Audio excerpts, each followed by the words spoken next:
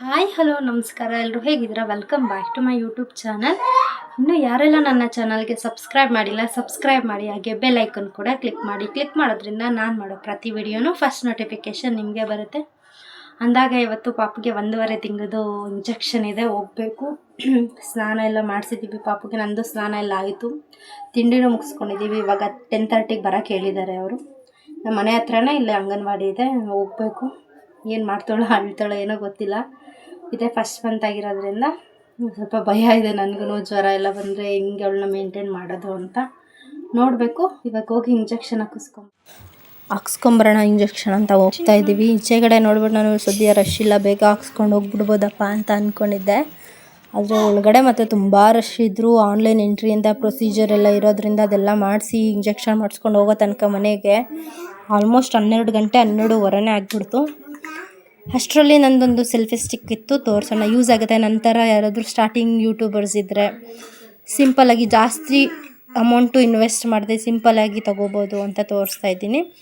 ಇದು ರೊಟೇಟ್ ಇದೆ ಮತ್ತು ಅಡ್ಜಸ್ಟೇಬಲ್ ಕೂಡ ಇದೆ, ಆಮೇಲೆ ಬ್ಲೂಟೂತ್ ಕನೆಕ್ಷನ್ ಕೂಡ ಇದೆ. ಚೆನ್ನಾಗಿ ಅನಿಸ್ತು, ವರ್ತ್ ಅನಿಸ್ತು ನನಗೆ. ಸ್ಟ್ಯಾಂಡ್ ಕೂಡ ಅದು ಸೆಲ್ಫಿ ಸ್ಟಿಕ್ ಆಗಿರೋದ್ರಿಂದ ಇಷ್ಟೇ ಲೆಂತ್ ಬರೋದು, ಜಾಸ್ತಿ ಬರೋದಿಲ್ಲ. ಸದ್ಯಕ್ಕೆ ನನಗೆ ತುಂಬ ಯೂಸ್ಫುಲ್ಲಾಗಿದೆ. ಅಷ್ಟರಲ್ಲಿ ಅಮ್ಮ ಬಂದು ಕಾಫಿ ಕುಡಿಯೋ ಟೈಮ್ ಆಯಿತು ಅಂತ ಹೇಳಿದ್ರು. ನಾನು ಕಂಪಲ್ಸರಿ ಕಾಫಿಗೆ ಸಂಜೆ ಟೈಮು ಬಿಸ್ಕೆಟ್ ಆರ್ ಬ್ರೆಡ್ ಏನಾದರೂ ತೊಗೊತೀನಿ, ಯಾಕಂದರೆ ಲೈಟಾಗಿ ಹೊಟ್ಟೆ ಹಶ್ವಾಗ್ತಾ ಇರುತ್ತೆ ಅಂತ.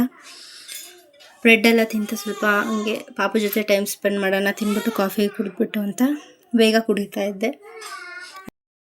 ಅಂದಾಗಿ ನನ್ನ ವಿಡಿಯೋಸ್ನ ಯಾರು ಲೈಕ್ ಮಾಡಿ ಆ್ಯಂಡ್ ಸಬ್ಸ್ಕ್ರೈಬ್ ಮಾಡಿ ನೋಡ್ತಾ ಇದ್ದೀರಾ, ಥ್ಯಾಂಕ್ ಯು ಸೋ ಮಚ್. ಇದೇ ಥರ ಸಪೋರ್ಟ್ ಮಾಡಿ. ಆ್ಯಂಡ್ ನನಗೆ ಎಷ್ಟು ಲೈಕ್ ಬಂತು ಅನ್ನೋದಕ್ಕಿಂತ ಅಷ್ಟಾದರೂ ಲೈಕ್ ಮಾಡಿದ್ದೀರಲ್ಲ ಅಂತ ತುಂಬ ಖುಷಿ ಆಯಿತು. ಇದೇ ರೀತಿ ಸಪೋರ್ಟ್ ಮಾಡಿ. ಆ್ಯಂಡ್ ಯಾವ ಥರ ವೀಡಿಯೋಸ್ ಬೇಕು ಅಂತ ಕಾಮೆಂಟ್ ಕೂಡ ಮಾಡಿ.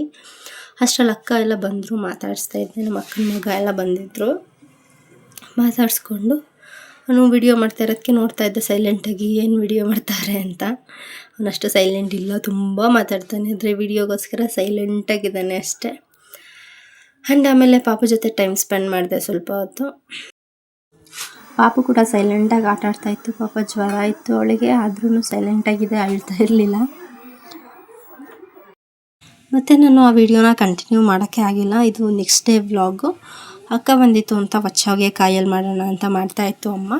ತುಂಬ ಚೆನ್ನಾಗಿ ಮಾಡ್ತಾರೆ ನಮ್ಮಮ್ಮ ಹೊಚ್ಚ ಕಾಯಲ್ಲೂ, ಯಾವಾಗ ಕೇಳಿದ್ರು ಮಾಡಿಕೊಡ್ತಾರೆ. ನಾವೆಲ್ಲ ತುಂಬ ಇಷ್ಟಪಟ್ಟು ತಿಂತೀವಿ. ಚಿಕ್ಕ ವಯಸ್ಸಿಂದನೂ ಅಷ್ಟೇ ನಮಗೆ ಎಷ್ಟು ಇಷ್ಟ ಅಂದರೆ ಹೊಚ್ಚ ಹೊಗೆದು. ಖಾರದ ಜೊತೆ ಆದರೂ ತಿನ್ಬೋದು ಮತ್ತು ಸ್ವೀಟ್ ಜೊತೆ ಆದರೂ ತಿನ್ಬೋದು. ನಾವು ತುಂಬ ಸ್ವೀಟ್ ಜೊತೆಗೇ ತಿನ್ನೋದು.